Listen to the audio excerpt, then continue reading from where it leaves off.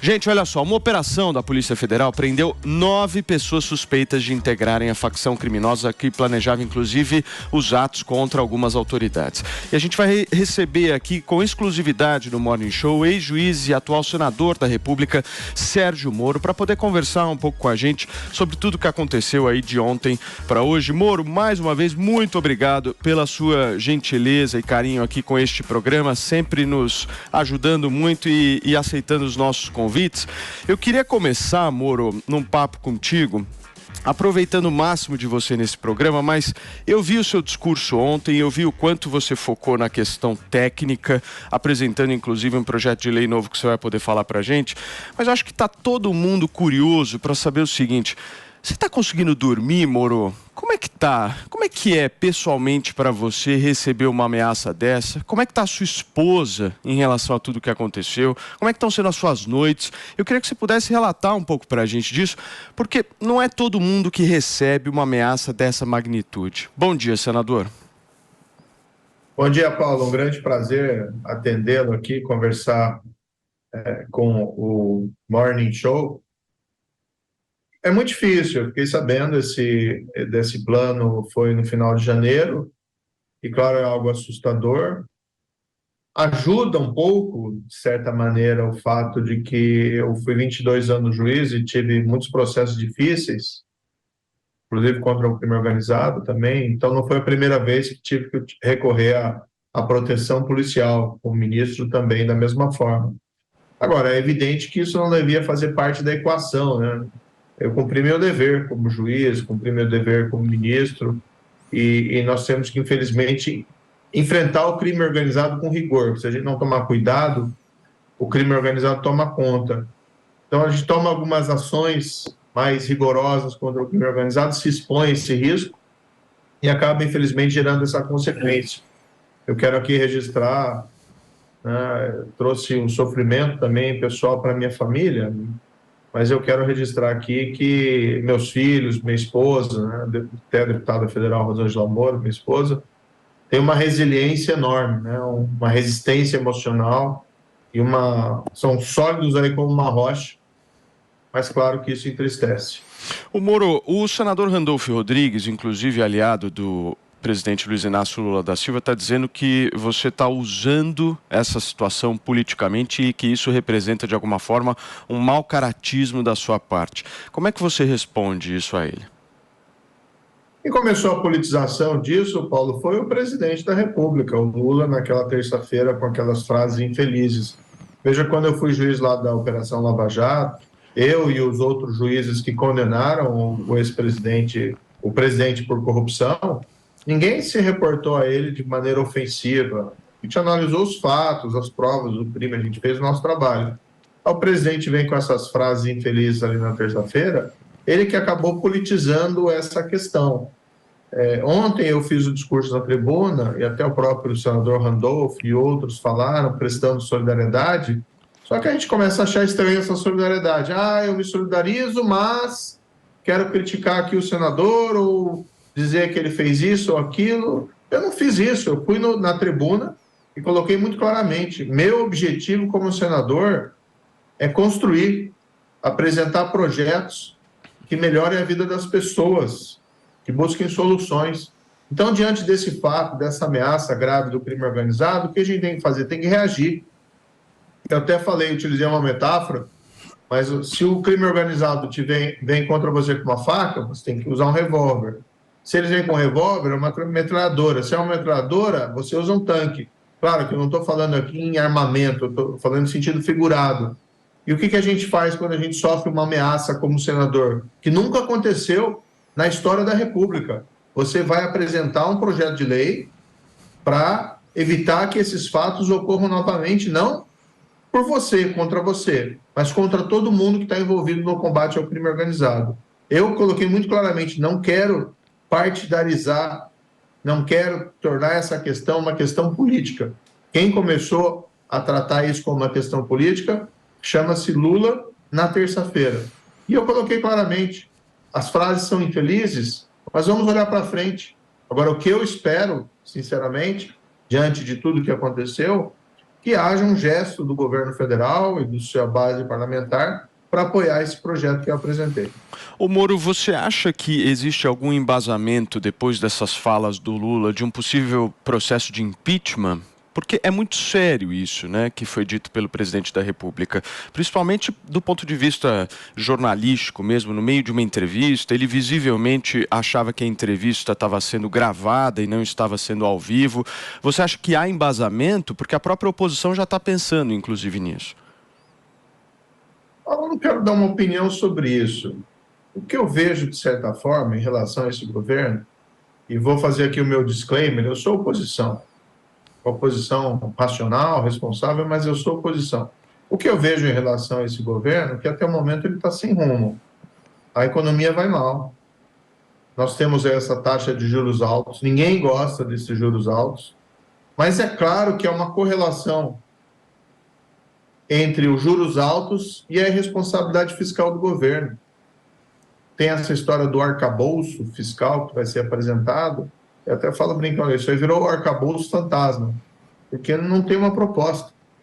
O que eu vejo aqui é um Congresso, um Senado e uma Câmara ávidas por deliberar projetos que ajudem o país, e parte desses projetos tem que vir do governo, aquele que dá o rumo da economia. E a gente não tem visto isso, não tem nem o que votar, praticamente, vindo do governo. E aí o governo fica, muitas vezes, buscando esses diversionismos para tirar a atenção das pessoas. Então, culpa lá o Campos Neto, de forma reprovável, né? Essas críticas pessoais, também acho reprováveis essas críticas pessoais ao Campos Neto, porque a gente sabe que, na verdade, os juros só estão lá em cima porque o governo não fez a lição de casa, não tem projeto, não tem arcabouço fiscal, e o que ele precisa fazer? Cortar gastos. Ao contrário, ele quer aumentar gastos e aumentar tributos. Nesse cenário, a gente vê a questão da segurança. A gente precisa também investir na segurança pública. O cidadão se preocupa hoje não só com o seu bolso quando vai no supermercado, mas se preocupa também em não ser assaltado. Muito desses crimes de rua estão relacionados ao crime organizado. Então, o que nós precisamos? Precisamos, sim, de uma ação rigorosa e efetiva contra o crime organizado. Melhores leis, investimento em inteligência, na polícia. Veja essa situação aí no Rio Grande do Norte, né? Exasperadora. Veja agora que descobriram um plano para matar um senador da República. Isso nunca aconteceu na história antes. Então, essas frases infelizes, né, a minha opinião sobre elas é que elas acabam atuando como um fator de diversionismo em relação aos problemas reais que nós temos que nos ocupar aqui no Senado para tentar resolver para a população brasileira. Muito bem, Moro. Pergunta agora de Daniel José. Bom dia, senador. Um prazer enorme falar contigo novamente.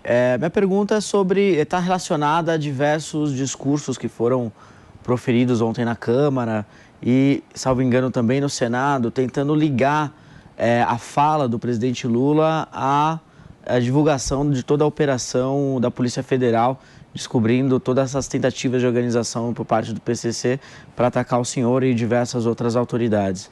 Eu gostaria de saber do senhor se existe, de fato, na tua visão, algum relacionamento direto entre esquerda, ou PT e PCC, ou se isso não é mais uma teoria conspiratória ou algo assim, e se no teu histórico como juiz lá atrás já tinha observado em alguns momentos situações pontuais ou mais amplas desse possível relacionamento aí entre a esquerda brasileira e o crime organizado. Daniel, a fala é muito grave. Imagine só se o presidente da República tivesse falado: eu quero me vingar do Daniel, eu quero me vingar da Jovem Pan. Essas frases, elas acabam, de certa maneira, estimulando a esquerda fala muito disso, né, discurso de ódio, mas aqui a gente tem um exemplo claro de um discurso inapropriado e inadequado da principal autoridade da República, do principal magistrado da República, e que afeta a minha segurança. Me deixa vulnerável a ataques de malucos e manda também uma mensagem ruim para o mundo do crime, porque a gente tem muitos inimigos no mundo do crime, tanto pelo combate que a gente fez à corrupção como também é o crime organizado, e quando tem uma mensagem dessa, o próprio presidente da República falando que quer se vingar, e isso acaba te deixando frágil, uma percepção de que você não vai ter a proteção do Estado necessária em relação a essas ameaças. A Polícia Federal fez o seu trabalho, a gente tem que elogiar aqui a Polícia Federal, assim como eu elogiei a Polícia Legislativa, assim como eu elogiei aqui a PM de São Paulo, a PM, inclusive, do Paraná, que deram proteção para nós, mas eu tenho que lamentar essas frases. O problema real, no entanto, é a questão do crime organizado e a segurança pública. O que eu tenho falado em relação a esse governo é que as políticas de segurança pública, até o momento, se mostram muito frágeis. Na semana passada, o governo anunciou, ou semana retrasada, anunciou a retomada do PRONASSE 2, que é um programa de segurança pública do Ministério da Justiça. E aparentemente será o carro-chefe da segurança pública. O que é esse projeto? É transferir dinheiros, centenas de milhões de reais, nesse ano anunciaram mais de 700 milhões de reais, para organizações sociais e ONGs, para promover aquilo que eles chamam de cultura da paz, programas de cidadania. Não que isso não tenha alguma relevância, tem, mas não pode fundar um programa de segurança pública nesse tipo de projeto, em detrimento de investimento em forças policiais, em inteligências, em estratégias contra, inclusive, a criminalidade organizada e a criminalidade violenta. O PRONASSE era um programa do governo anterior, do governo do Lula anterior, começou em 2007, terminou em 2016, e o que a gente viu naquele período? Sim. Os crimes subiram, assassinatos saíram de 44 mil por ano e foram para 57 mil por ano. Então, o que me preocupa nesse cenário, mais do que as falas do presidente, que foram infelizes, é a falta de uma política pública coerente no âmbito da segurança pública. E é o cidadão que é assaltado na rua, infelizmente isso estava acontecendo muito aí em São Paulo, mas acontece no país inteiro, aqueles assaltos até de motoboy, né, de gente disfarçada de entregador e tal, claro que a grande maioria não tem nada a ver com isso. Aqueles acontecimentos lá do Rio Grande do Norte, atentados à população, a gente vai depois se lembrar, olha, falta uma política de segurança pública desse governo até o momento. Muito bem. Moro, eu sei que a sua agenda é super corrida e você gentilmente nos cedeu aí alguns minutinhos dela. A gente te agradece muito e presta mais uma vez uma solidariedade aí nesse momento difícil que você está passando, você e toda a sua família. Muito obrigado, viu, senador? Obrigado, Paulo. Realmente é um momento complicado, mas, assim, eu tenho dito que o Brasil não vai ser vencido pelo crime. E a gente tem que dar uma resposta.